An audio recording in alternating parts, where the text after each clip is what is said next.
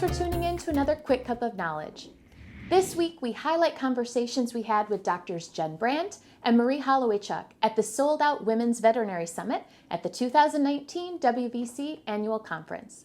Let's get an inside look at what happens at the summit, some advice on compassion fatigue, and why it's okay to not be so perfect. If you feel like there's no room for mistakes in the work that you do, that you notice mistakes when other people may not, that you feel very hard on yourself, or that your talk to yourself is tending towards the negative, or that you're setting high expectations on others, or that you feel that others are setting expectations on you that you can never meet.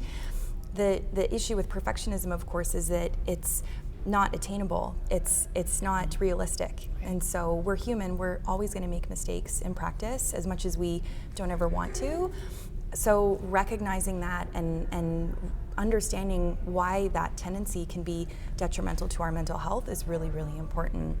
So you'll notice if you have very high standards and a very little wiggle room for anything that is not perfect. Those would be some of the big characteristics that you would see. The goal is really to recognize issues that can empower and impact women. This is the fourth year, I believe, of the summit, and it really just creates a really exciting, safe space for people to gather who care about women in the workplace. And that's so important because, as we were sort of talking before this, the hot topic right now really is compassion, fatigue, and well-being. And I think as a profession, we can all agree we really haven't done a good job of taking care of ourselves because we're such givers. I think what we'll focus on is really issues related to well-being in general, not necessarily just compassion fatigue, but we also look at some of the precursors to compassion fatigue like you mentioned. So where do we prioritize self-care in a profession that's really rewarded for being generous and giving? And so that would be for males and females, quite frankly. How do you really take a time out and say, I need to take care of myself, at the same time worrying about how does that impact other people, how does that impact the bottom line of my business?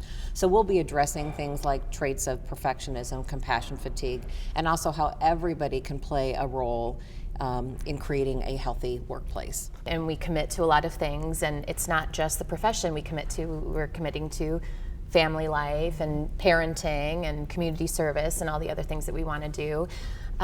If we're at that point of really saying, yeah, I guess I really am that, what's the first step of saying, if you say, I really don't want to live that way anymore, what would be a step you could give to somebody listening to take that next step toward maybe a more balanced and positive well-being? Yeah, so the key is to recognize when it's affecting you negatively in your life. So if your perfectionistic tendencies are keeping you at work until 10 o'clock at night because you're proofreading your records over 15 times, then that's something that needs to change. So awareness, as you said, and setting realistic goals and standards for yourself. So a realistic standard would be, I'm going to proofread this record over once and then I'm going to be done with it.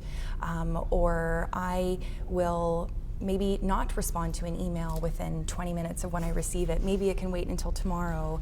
There's so many different things that you can implement, but it's really about not necessarily moving your standards to having low standards, but just realistic standards and just being honest with yourself about what you can accomplish with the time and resources that you have.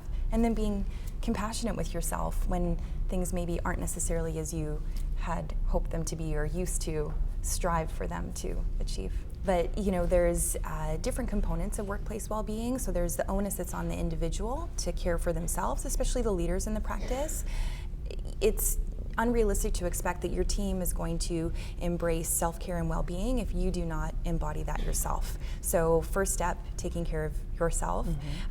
When it comes to the practice and the team, there's different things that you can do, and we usually refer to them as cues and nudges. So nudges would be like environmental prompts for well-being. So having signs up that remind you to stretch or take time to breathe, having healthy choices for snacks in the break room instead of chips and donuts and that kind of thing. All of those things are really easy to implement, but the really important thing is the cues, and the cues are your culture within your practice. So having a practice that really embraces work-life balance so that there is no expectation when people are not at work to be called in, or to answer work emails, or to take calls from clients, on their off days, that, vacation time and well-being days are given and used. Just, the whole focus or, ethos of the practice that really fosters that well-being and puts emphasis on it to suggest that it is important. I mean, those are all, I think, really actionable steps that people can start doing now. And, getting more towards you, you were in a specialty that was incredibly challenging, very busy. All my ER colleagues tell me that, their hours and kind of just the brain load every day, it's can be really draining and challenging.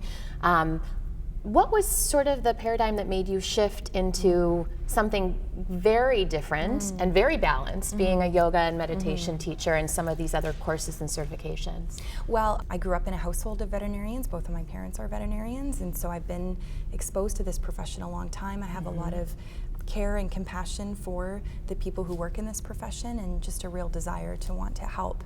So I think that was, for a lot of it is for me, but then, the gifts can be shared with others as well.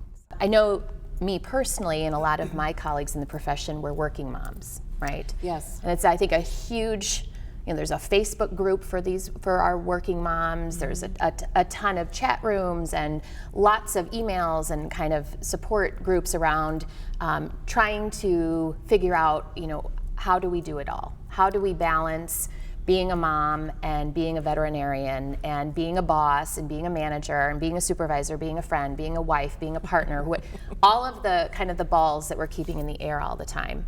And a lot of our colleagues, and me as well, the question is what's the secret to balance? Do you have it? And if you do, can you share it with us? And it was obviously a joke, but, right. But in seriousness, what is what are some check-in points that you need to do for yourself to say, gosh, my balance is off, right? And before I get to a point where I'm way out of balance, how can I shift that back? What is a way you can do a personal check-in with yourself? It's a great question, and I wish I had the secret. I think the reality is that when we think about balance, in and of itself, that word is a challenge, because then we think about maybe a fixed point instead of seeing that actually things may go back and forth. So when I talk about balance, what I'm really talking about, how do we integrate all of these different aspects of our life and still not lose ourselves in the process? And so in reality, sometimes that means that one thing on that list is going to take priority. If my child is sick, that's my priority right now. If the business has a need, that might be a priority. Now, some people say, well, my kid is sick at the same time the business has a need. And so then it's still about maybe adjusting those priorities. And really an easy way to check in is to just take a moment to do that. How am I doing today? A lot of times folks get caught up in a cycle of why am I feeling this way? Why is this happening to me? And I think a way to just shortcut that is, what do I need to do right now to feel well?